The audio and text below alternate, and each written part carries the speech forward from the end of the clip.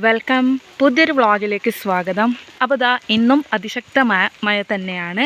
അപ്പോൾ കാലാവസ്ഥ പ്രമാണിച്ച് ഇന്നും നല്ല മഴയാണ്. ഇപ്പോൾ ഞാൻ പുറത്ത് നിന്നതേ ഉള്ളൂ. ചെറിയൊരു ഇടവേള കണ്ടപ്പോൾ ഒന്ന് വീഡിയോ എടുക്കാനായിട്ട് സ്റ്റാർട്ടിങ് ചെയ്തതാണ്. അപ്പോൾ നല്ല മഴ വരുന്നുണ്ട്. അപ്പോൾ വീടിൻ്റെ ഒരു സൈഡാണ് ഫുള്ള് നനഞ്ഞിട്ടുണ്ട്. അപ്പോൾ ഗായ്സ്, നിങ്ങളിവിടെയൊക്കെ മഴ എന്തായി? ന്യൂസിലൊക്കെ കാണുമ്പോൾ എല്ലായിടത്തും ശക്തമായ മഴ, റെഡ് അലർട്ട്, ഓറഞ്ച് അലർട്ട് അങ്ങനെയൊക്കെയാണ്.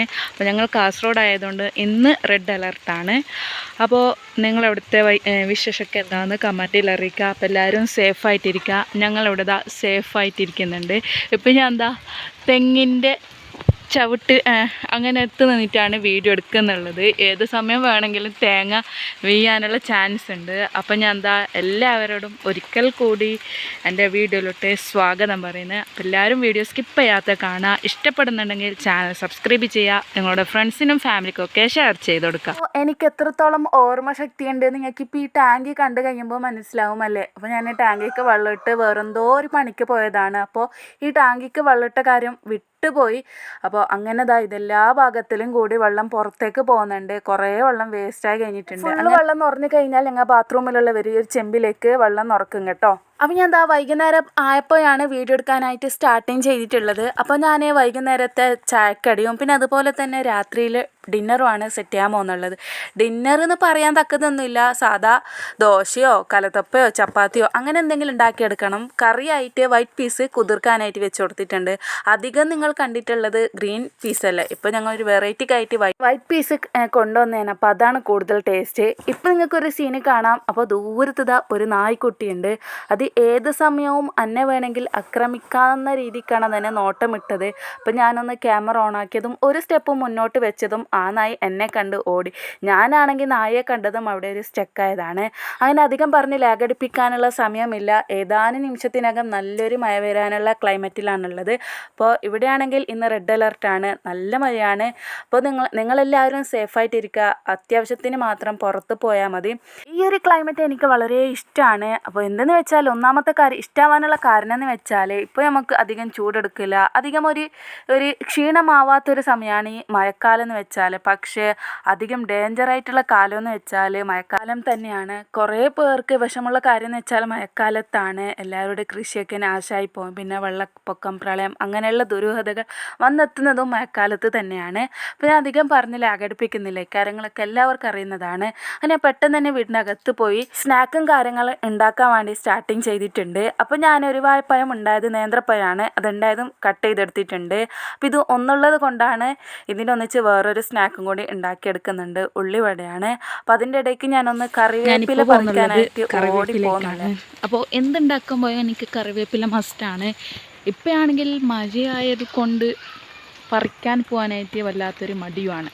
അപ്പോൾ നല്ലോണം മഴ വരുന്നതിന് മുമ്പ് കറിവേപ്പില പറിച്ചിട്ട് വരാം. കറിവേപ്പില പറിക്കുക.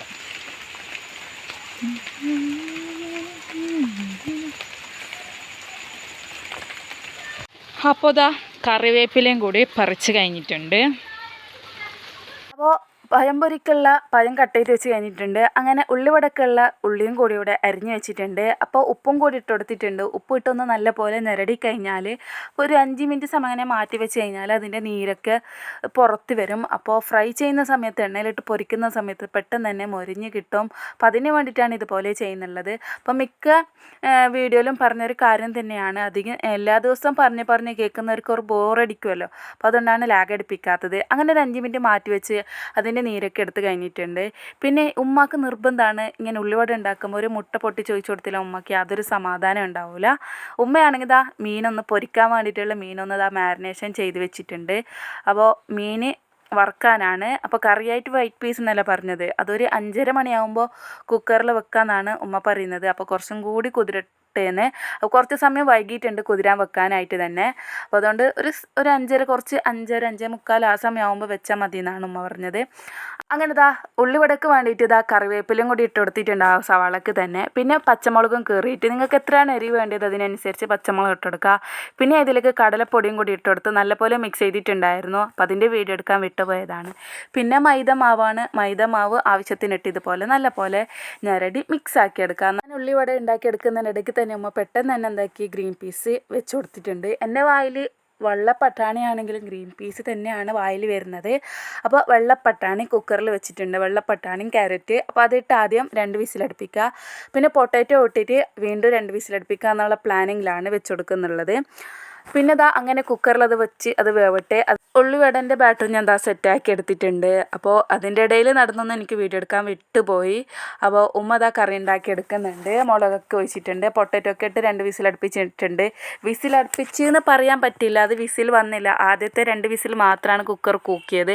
പിന്നെ രണ്ടാമത്തെ വിസിലൊന്നും കൂക്കിയില്ല. ഒരു സമയം നോക്കി ഫ്ലെയിം ഓഫ് ചെയ്തതാണ്. കുക്കറിൻ്റെ മുകൾ ഭാഗത്തിലും അടിഭാഗത്തിലൊക്കെ ഇങ്ങനെ വെള്ളം കുറ്റി പോകുന്നുണ്ടായിരുന്നു. അപ്പോൾ അതുകൊണ്ട് ഒരു സമയം വെച്ചിട്ട് ഓഫ് ചെയ്തതാണ്. പഴംപൊരിക്കുള്ള ബാറ്ററും കൂടി സെറ്റാക്കി എടുത്തിട്ടുണ്ട്. ഉമ്മ ഫ്രൈ ചെയ്യുന്നുണ്ട്. ഞാൻ മാവിട്ടെടുക്കും, ഉമ്മ എല്ലാം ഓരോന്നിങ്ങനെ മറിച്ചിട്ടെടുക്കും. അങ്ങനെ ഉള്ളിവട ഫസ്റ്റ് ഇടുക, ഒരു ട്രിപ്പ് ഉള്ളിവട ഇടുക, ഒരു ട്രിപ്പ് പഴംപൊരി ഇടുക. അങ്ങനെയുള്ള പ്ലാനിങ്ങിലാണ് ചുട്ടെടുക്കുന്നുള്ളത്.